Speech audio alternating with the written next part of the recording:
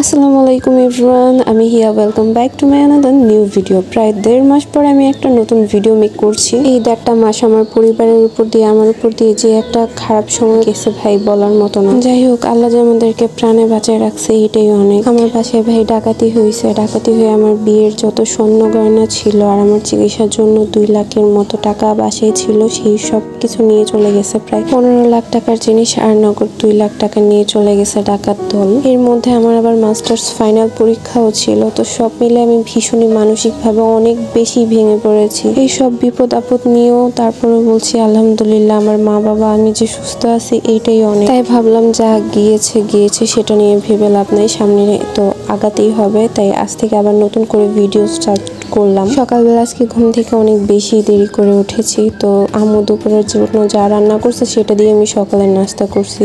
আমি সকালের খাবার খেতে খেতে আব্বু দুপুরের খাবার খেতে বসে পড়েছিল। আর আমি খাওয়া দাওয়া শেষ করে আমি আমার বাচ্চাগুলোর জন্য একটু খাবার নিয়ে আসলাম। আর ওই যে সামনে দেখতে পাচ্ছ, ওইখানে আমরা শখের বশত কিছু সবজি গাছ লাগিয়েছি। তো চলো তোমাদেরকে একটু কাছ থেকে দেখাই কি কি লাগিয়েছি। এই হচ্ছে আমাদের টমেটো গাছ, 5টা কি 6টার মতো টমেটো গাছ লাগিয়েছিলাম। মাশাআল্লাহ বেশ ভালো টমেটো ধরেছে এক একটা গাছে। আর এটা হচ্ছে আমাদের পাশের বাসার আন্টি, উনিও আমাদের দেখা দেখি গাছ লাগাইছে। আন্টি বেশ অনেক ধরনের গাছ লাগিয়েছে। তো এগুলো কি জানি একটা শাক লাগিয়েছিল। আজকে সেই শাকগুলো তুললো, কারণ কাল থেকে আমাদের পবিত্র মাহে রমজান শুরু। এই শাকগুলো দিয়ে নাকি ভোর রাতে ভাত খাবে। আর এদিকে সন্ধ্যা হয়ে যাচ্ছে জন্য বাসায় চলে গেলাম। বাসায় যেয়ে দেখি আম্মু বুট সিদ্ধ করে এরকম ভাবে প্যাক করে রেখেছে। এতে করে ইফতারের আগে বুট রান্না করতে অনেক বেশি সহজ হয়, কারণ রোজা রাখার পর অনেক বেশি ক্লান্ত আর দুর্বল হয়ে যাই আমরা, তখন কাজ করতে কারোই মন চায় না। আম্মু প্রতি বছর এরকমই বুট সিদ্ধ করে ফ্রিজে পোটলা বেঁধে রেখে দেয়, যাতে খুব কম সময়ে বুট রান্না করা হয়ে যায়। এদিকে আবার ডাউল সিদ্ধ করে নিয়েছে